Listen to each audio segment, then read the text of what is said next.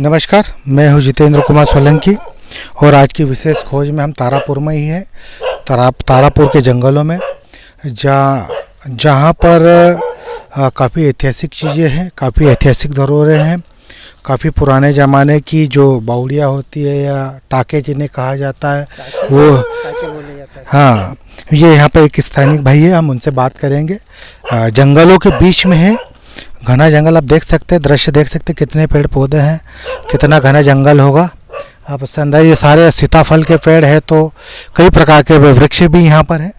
आप देखेंगे, थोड़ा सा दृश्य को देखें, काफ़ी घना जंगल है। हम जंगल के बीच में हैं। भैया, आपका नाम बता दें। सर, मेरा नाम राधेश्याम सावरे।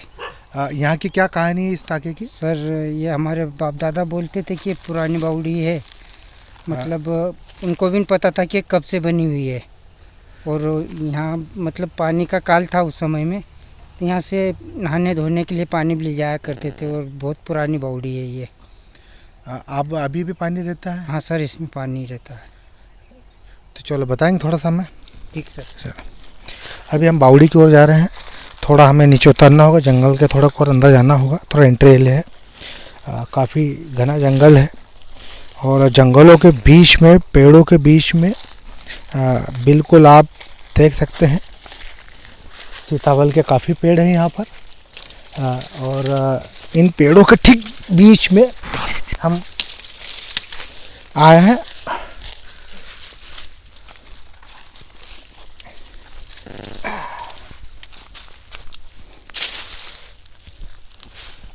ये है वो टाका, इसे टाका भी कहते हैं। ये पानी से 6 महीने भरा रहता है, ऐसा बताया जाता है। कुछ कहानियाँ भी इससे जुड़ी रिलेटेड है। ऐसी कुछ है कहानी, क्या कह रहे थे इसको कि 6 महीने? ये सर, हमारे बाप दादा बोलते थे कि 6 महीने की जो रात गई थी, उस समय की बातें, जो मांडव बना है, मांडव राजा महाराजा के हाथों की जो भी है वो चीज़ यहाँ बनी हुई है। और कोई इसका धार्मिक महत्व? धार्मिक महत्व तो यही था कि इसको जब आकाती आती थी उस समय इसमें पानी ऑटोमेटिक वो होता था, ऊपर आ जाता था। हाँ, ऊपर वाले मार रहे हाँ, थे, उसको सुना मैंने। हाँ। ये कितनी बड़ी होगी, इसका अंदाजा है कुछ? जरा दीपक भाई थोड़ा सा यहाँ से दिखाना अंदर से। लंबी चौड़ी बता रहे हैं, हम तो नहीं नीचे गए, अंदर बहुत ये लंबी चौड़ी है। स्थानीय लोगों का कहना ऐसा है कि ये जो टाका है, आज तो ये भर चुका है, गंदगी बिल्कुल, पत्तों की छाल और कचरा भर चुका है। पर पहले ऐसा बताया जाता है कि ये अंदर बहुत बड़ी है, एक कमरा नुमा है और काफ़ी गहरी भी बताया जाता है। और पानी भी अथाई रहता है इसमें। और ये मैं जहाँ खड़ा हूँ, जहाँ ये पेड़ बने हैं, पेड़ लगे हुए हैं, आप समझ सकते हैं कि ये यहाँ से मेरा जैसा हाथ जा रहा है, आप देखेंगे ये इतना काफ़ी, इस बीच में ये जो बावड़ी है, ये टाका है, ये काफ़ी बड़ा है। ये यहाँ से सिर्फ इसका ये मुख्य द्वार है, ये मुख्य द्वार है। यहाँ से सीढ़ियाँ भी थी नीचे उतरने के लिए, और अंदर की तरफ, चूँकि अभी जाने का रास्ता नहीं है और काफ़ी कचरा होने के कारण ये कहीं ना कहीं धंस भी रही है और बुझ भी रही है। तो इसके बुझने के कारण हम इसके अंदर तो नहीं जा पा रहे हैं, पर हम जहाँ खड़े हैं ये बावड़ी ही है।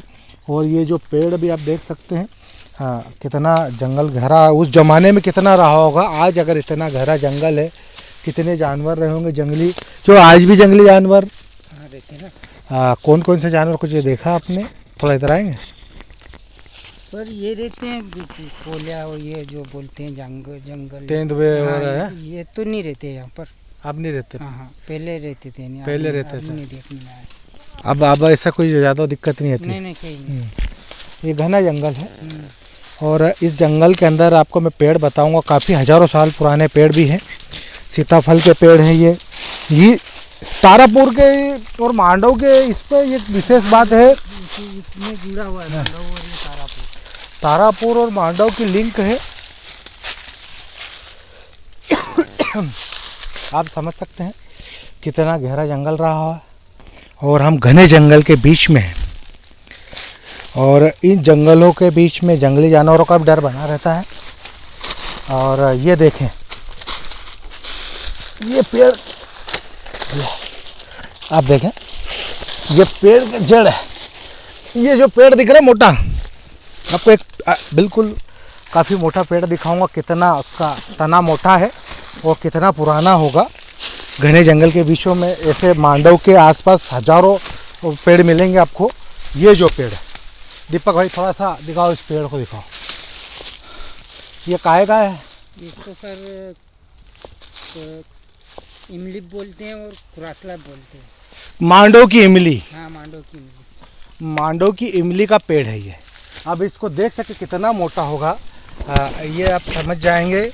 अभी मैं इसको आपको पकड़ के दिखाऊंगा। तो मेरे हाथ से ये दोनों हाथ भी देख सकते हैं कितना तना मोटा है। और नीचे से दिखाऊंगा, देखिए नीचे से देखें, पूरा दृश्य इसका देखें, काफ़ी मोटा है। थोड़ा दूर से दिखाएं तो ज़्यादा अच्छा रहेगा। थोड़ा दिखाएं ये पेड़ कितना। घने जंगलों में ऐसे पेड़ काफ़ी है मांडव के जंगलों में। और हम जहाँ खड़े हैं यहाँ पे टाका भी कहते हैं। ये यहीं पर बावड़ी भी है, इसके नीचे है, ज़मीन के नीचे है। ये ज़मीन के नीचे है। और इसकी जो इस पेड़ की जो जड़ें हैं वो कितनी मोटी होगी और कितनी पुरानी होगी इसका अंदाज़ा नहीं लगा सके, कितनी लंबी होगी। ये जो दिखा रहा हूँ मेरा पाँव, ये देखिए, ये जड़ें हैं जो बाहर निकल गई, जो अभी देखिए सड़ चुकी है। ये मेरा पाँव घुस रहा है इसके अंदर। थोड़ा दीपक भाई जंगल दिखाएं, थोड़ा सा पीछे का दृश्य दिखाएं, कितना घना जंगल है और हम कितने जंगल के अंदर हैं। थोड़ा सा दिखाऊंगा मैं आपको घना जंगल। आज हम यही सोच के आए थे कि जंगलों के अंदर जो ऐतिहासिक धरोहरें हैं उन्हें हम दिखाएं। ऐतिहासिक महत्व, धार्मिक महत्व की चीज़ें यहाँ पर काफ़ी है। और आप समझ सकते कितना घना जंगल होगा। और यहाँ पर काफ़ी पेड़ पौधे हैं, सीताफल से लगा के कई प्रकार के खाने वाले वृक्ष भी है। और ये देखिए, इसे क्या कहते हैं? इसको जुरुंग बोलते हैं।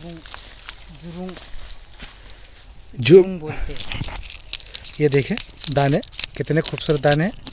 इनको खाते हैं सर, वो बीमारी से बचते हैं। हाँ, जंगलों के अंदर इस तरह की जो जड़ी बूटियाँ पाई जाती है, ये जो जड़ी बूटी है कई बीमारियों के इलाज में ये काम में आते हैं। ये बीज काफ़ी खूबसूरत दाने हैं। आप समझ सकते हैं कि कितना पुराना इतिहास रहा होगा मांडव का और इन जंगलों का। ये विंध्याचल जंगल है, कुछ दिख रहा है। इन जंगलों के अंदर राजा महाराजाओं के द्वारा निर्मित कई बावड़ियाँ मिलेगी, कई प्रकार के प्याव मिलेंगे। पहले इसी प्रकार के संसाधन हुआ करते थे। आप यहाँ से देख सकते हैं थोड़ा कि कितने घने जंगल के भीतर हम हैं। थोड़ा जूम करके भी दिखाई दीपक भाई, थोड़ा सा इधर से बिल्कुल दिखाई, ये पेड़ भी दिखाएं कि कितना मोटा इसका तना है और कितना पुराना ये पेड़ है। कितना अंदर तक आया, जिसकी जड़ें बिल्कुल सड़ने लग गई है, सड़ गई है, सड़न सी हो गई है। घना जंगल है। ऐसे जंगलों के भीतर कई प्रकार की जड़ी बूटियाँ, औषधियाँ पाई जाती है जो कई सारी गंभीर बीमारियों में जिनका उपयोग किया जाता है।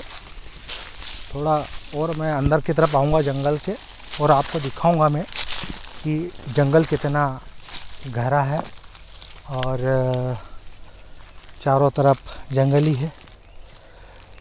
आज वर्तमान समय में अगर इतना घना जंगल है मांडव के अंदर, तारापुर में, और उसके चारों तरफ पहाड़ियाँ है, इस घने जंगल के भीतर आज की विशेष खोज के तहत मैं आया।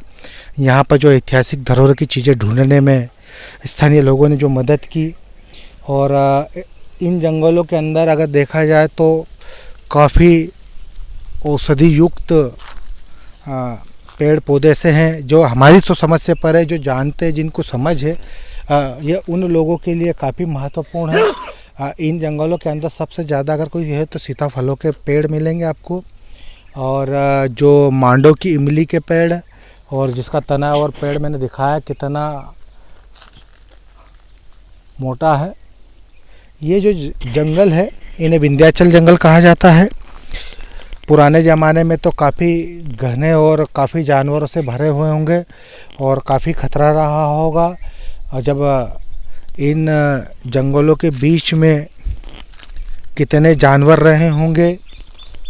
तो आप खूबसूरती भी देख सकते हैं, काफ़ी खूबसूरत एरिया है। और कुछ न कुछ तो हमें इस जंगल के अंदर और दिखेगा। हम कोशिश करते हैं कि हम ऐसी चीज़ें देखें जो दिखा सके हम आपको। इन चीज़ों को देखने का जो नज़रिया है वो समझने का प्रयास करें कि कुछ विशेष यहाँ पर कुछ न कुछ रहा होगा अंदर की तरफ। ये जो पत्थर है ये सामान्य पत्थर नहीं है, यहाँ पर कुछ नक्काशी इस पत्थर में की है या कुछ बना होगा, क्योंकि ये बावड़ी इसके नीचे है और बावड़ी काफ़ी बताई जाती तल घर में है, ज़मीन के नीचे। और जिसका टाँकी का मैंने मुख्य दृश्य आपको दिखाया है, आप समझ सकते हैं ये जंगल कितना गहरा होगा।